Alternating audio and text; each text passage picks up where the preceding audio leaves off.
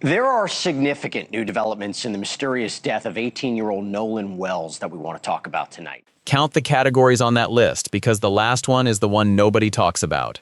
Texts and social media messages, GPS data, phones and smartwatches, social media accounts, photos and videos, surveillance footage, and then boat maintenance records and fuel purchases. That is the preservation notice attorney Ben Crump sent with Mississippi attorney Gary Bufkin per Magnolia Tribune on the 27th of July. It went to Nolan Wells's friends and to their families.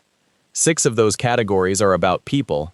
The last one is about a boat, and a list tells you what the people who wrote it think might matter, not what happened.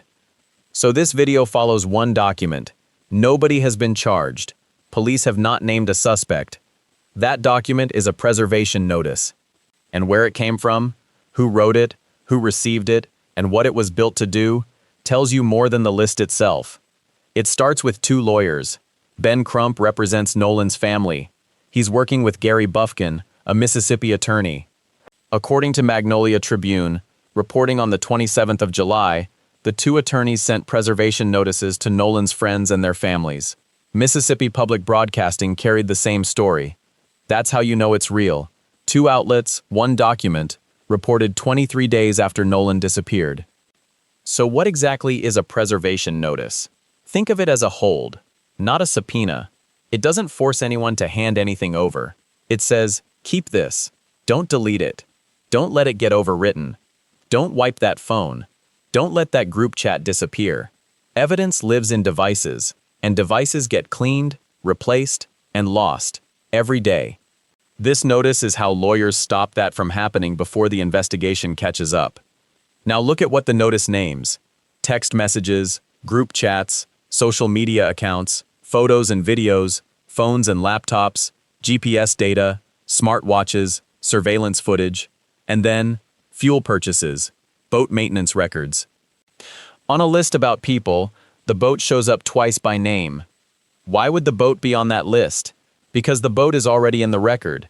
Per the Mississippi Department of Marine Resources via WLOX, on the 4th of July a call went out to Sea-Tow, the bilge pump had stopped, and the boat was sinking. Sea-Tow says it never ended up towing the boat, so the family's lawyers are asking for maintenance records and fuel receipts on a boat that, on the day Nolan disappeared, was reportedly taking on water. The list doesn't explain itself, it just names the boat, twice. Who received it? That matters too.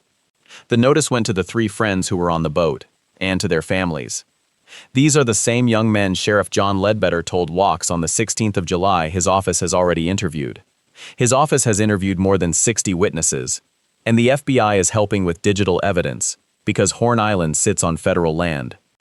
Now be precise about what this document is not. It is not a charge, it is not a warrant, it is not an accusation. Receiving a preservation notice doesn't make you a suspect, and the lawyers who sent it haven't said otherwise. No one has been charged in Nolan's death. The case is still open under the Jackson County Sheriff's Department and the FBI, according to NOLA.com, CNN, and NPR.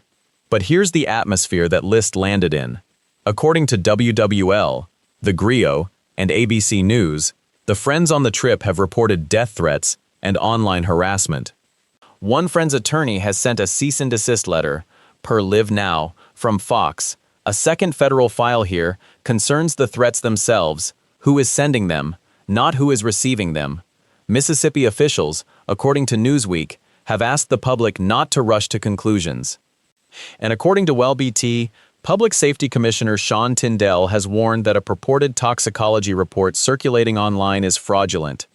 So the preservation notice arrived in a storm. The people holding the evidence say they're under threat. The officials say the social media speculation could hinder the investigation, and the lawyers are quietly asking for fuel receipts. Here's what you should notice about the timing. The Mississippi Department of Marine Resources released the Sea-Tow audio on the 26th of July, according to WLOX. The preservation notice showed up in the press the next day, 1 day apart, and retired FBI agent Kieran Ramsey, according to Fox News, says the recording doesn't show anything nefarious, but somebody still asked for the boat's records by name, not any relevant documents. Fuel purchases, maintenance records. a boat that was reportedly sinking. That's not the list of people who know what happened. That's the list of people trying to find out. For an 18-year-old who never came home from Horn Island. So what does the record actually show? You have a boat, you have a window, and you have a list of things someone wants preserved. Start with the boat's movements. CBS News holds the state's tracking for that vessel. It clears the island at roughly 4:31 on July 4th. That is a concrete fact, pulled from the state's own tracking system. Not a memory. Not a story told later, a signal. Now place that next to the last independently verified sighting of Nolan Wells. The report TMZ obtained puts the last checkable sighting inside that hour and 4-minute band. That is a volunteer organization's report, not an official finding. But do the subtraction. The boat leaves at 4:31. The last verified sighting ends at 4:27, 4 minutes apart. 4 minutes. In that gap, the record goes quiet, not because nothing happened, because nobody has produced a verified account of what did. Now bring in the other recording, the one the Mississippi Department of Marine Resources released on July 26th, according to WLOX, a call to sea tow. The caller says the boat's bilge pump has stopped working. They are sinking. That is what the audio captures. A distress call from a boat that was reportedly taking on water. And Sea Tow's response? According to Sea Tow, via WLOX, they did not end up towing the boat, so the call was made. The problem was reported. The tow did not happen. What happened instead? That is not in the record. The boat got back. The timeline moves forward. Retired FBI agent Kieran Ramsey, according to Fox News, listened to that audio and said it does not show anything nefarious. He is a former agent. He is giving an opinion, but the opinion is on the record. The call itself is on the record. The tow that never happened is on the record. Now consider what the preservation list asks for.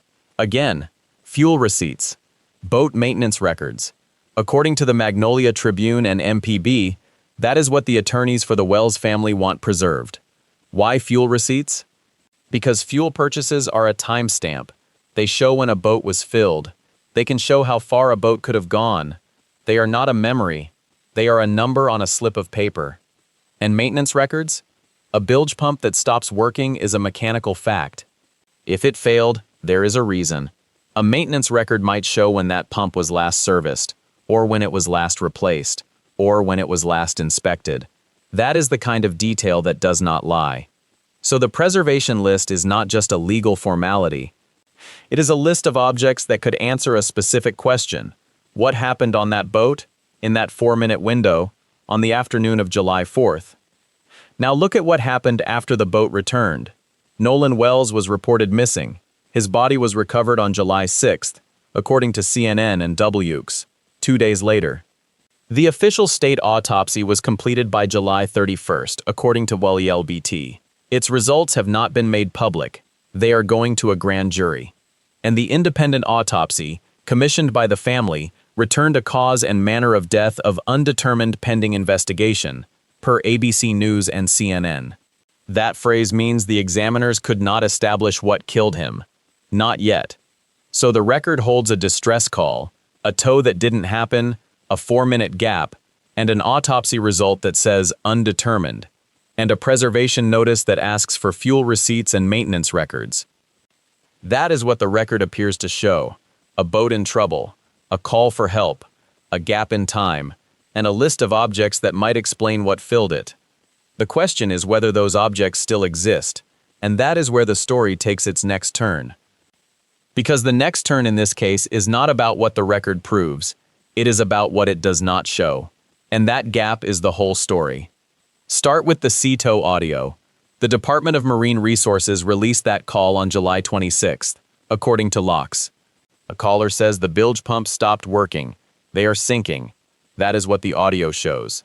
A problem, a request for help, but it does not show what happened next. Sea Tow, per WLOX, says it did not end up towing the boat, so the call ends with a boat in trouble. The rescue that could have answered the next question never arrived. Retired FBI agent Kieran Ramsey, per Fox News, said the audio does not show anything nefarious. It does not show a boat going down. It shows someone saying the boat was going down. Those are not the same thing. It shows a moment. Not a crime, not an explanation. Now add the GPS. According to CBS News, data from the Department of Marine Resources shows the boat left Horn Island at about 4:31 p.m. The United Cajun Navy report, via TMZ, places Nolan's last independently verified sighting between 3:23 and 4:27. That report is volunteer work, not an official finding. But if the sighting happened at 4:27, the boat leaves 4 minutes later. If it happened earlier, the gap is 1 hour and 8 minutes. The GPS does not fill that gap. It marks the edge of it. The preservation notice exists because of that gap.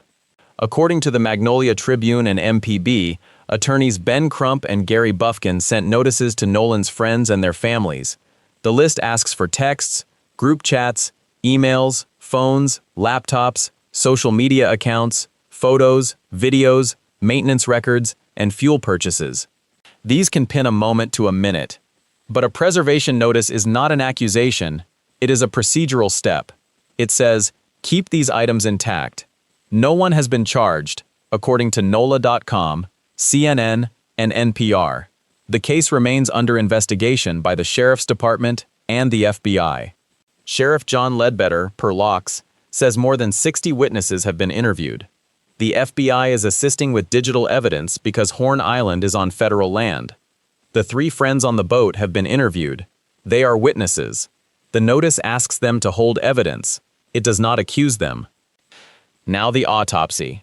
The family's independent autopsy, per ABC News and CNN, returned undetermined pending investigation. In plain words, the examiners could not determine what killed Nolan.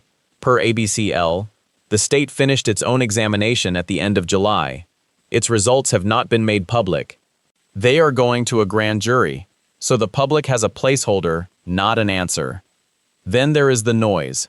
Commissioner Sean Tyndall, per WLBT, says a purported toxicology report on social media is fraudulent. Officials, per Newsweek, urged people not to rush to conclusions.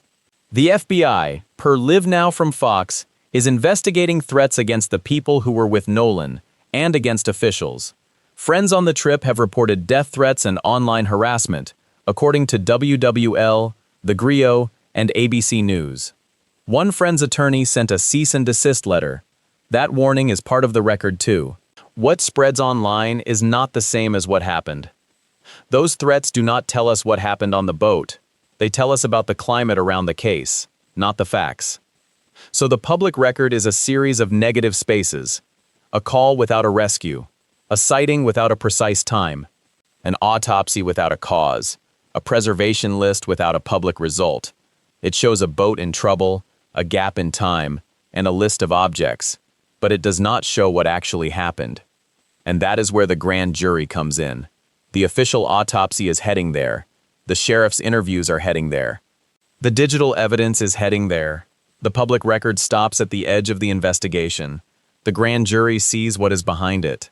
And next time this case becomes public, it may be because someone inside that room decides to speak. So now the case sits in a strange place. The official record has gone quiet. The grand jury will see what the public cannot. But in public, 2 readings are fighting for space. We need to look at both, because one of them will turn out to be wrong. The first reading says, this was a genuine emergency on the water. We have actual audio for that. The Mississippi Department of Marine Resources, per WLOX, released a call made on July 4th to Sea-Tow. The caller said the boat's bilge pump had stopped working, and they were sinking. That is not a leaked tape. That is an official release.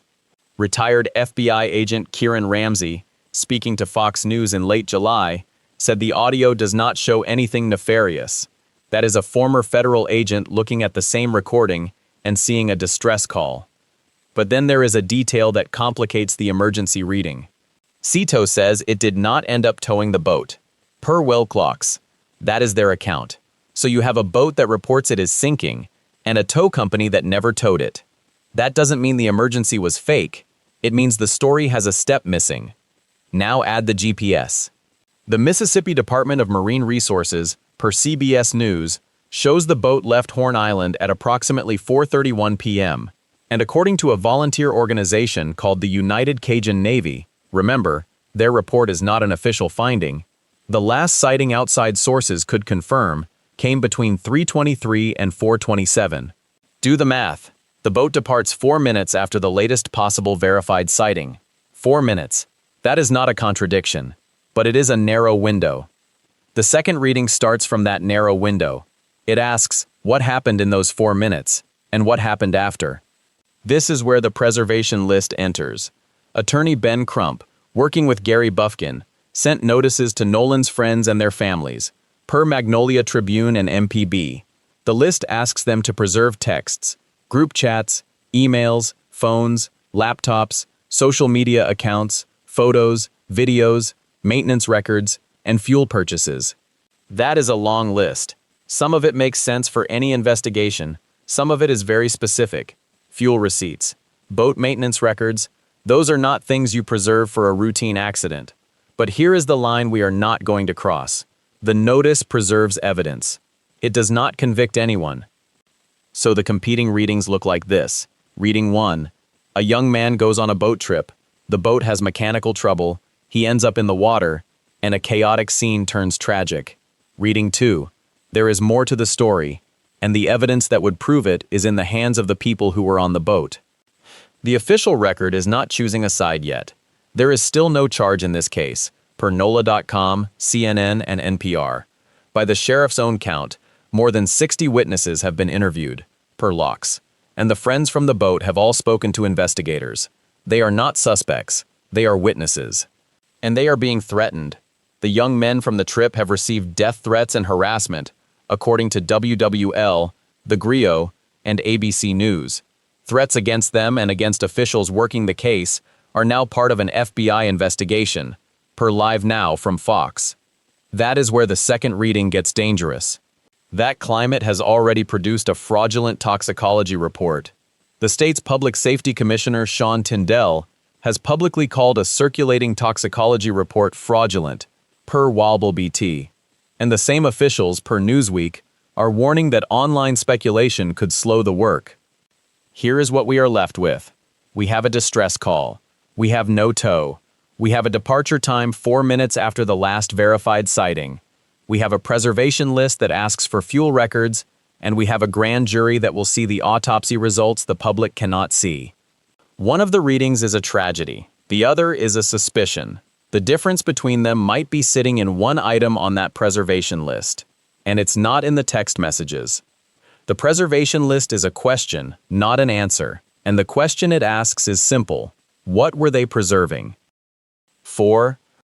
Fuel receipts, boat maintenance records, those items point at the boat itself, at whether it was seaworthy, at whether someone knew it wasn't.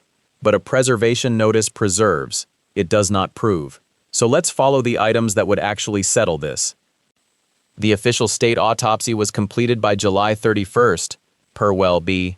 Its results have not been made public. They are going to a grand jury. That is the document that could decide everything.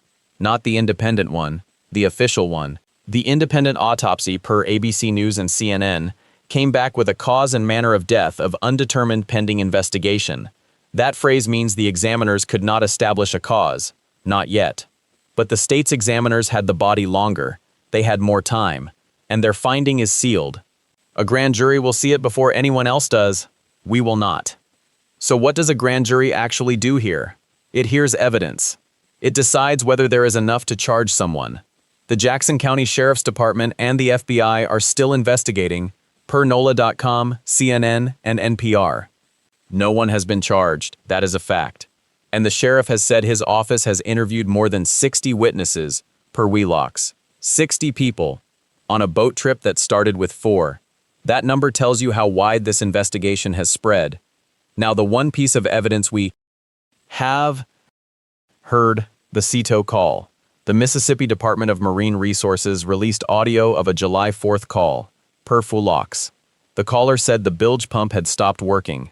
They were sinking. CETO says it did not end up towing the boat. So there is a distress call, and there is no tow.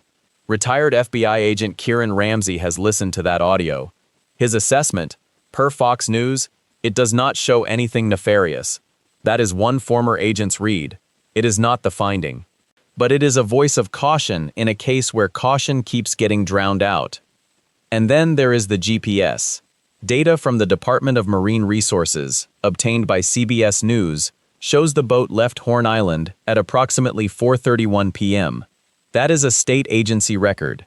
Set it against the sighting window in the volunteer report carried by TMZ, 323 to 427, a document that group itself says is not an official finding, and the departure falls anywhere from 4 minutes to 68 after the last confirmable sighting, depending where in that window it sat. And the boat items on that preservation list? Be careful here, because this is where people leap. Asking a party to keep maintenance records and fuel receipts does not imply anything about how the boat was running or what happened on it. It is what lawyers do when they do not yet know what will matter and cannot afford for it to disappear first. Nobody has been charged, and that list is not evidence of anything. Here is where the case sits right now. The grand jury has the autopsy. The FBI has the digital evidence. They're assisting because Horn Island is on federal land, per Sheriff Ledbetter via WLOX. The threats against the witnesses and the officials are their own investigation, per Live Now from Fox. And the friends who were on the boat have all been interviewed. They are witnesses. They are not suspects, but they are also not safe. They have received death threats, per WWL, The Grio, and ABC News. And Mississippi officials have urged the public not to rush to conclusions, per Newsweek, warning that speculation could hinder the investigation. So what would settle this? A grand jury finding, a toxicology report, the real one, not the fraudulent one circulating on social media, which the state's public safety commissioner, Sean Tyndall, has publicly called a fake, per WellBT, a complete accounting of that 4-minute window, and the fuel receipts, the maintenance records. The items on that list, we are waiting on all of it. And while we wait, there is a mother, Christine Wansley. She has called for answers. She has watched her son's name become a battleground. She has seen strangers on the internet decide what happened before the grand jury does. And she is the reason this case has not gone quiet. Because for her, this was never a case. It was her son. And she is still waiting. Not for a narrative, but for a finding. The next chapter is not in the text messages. It is in the grand jury room. And what they are looking at is the one document we cannot see.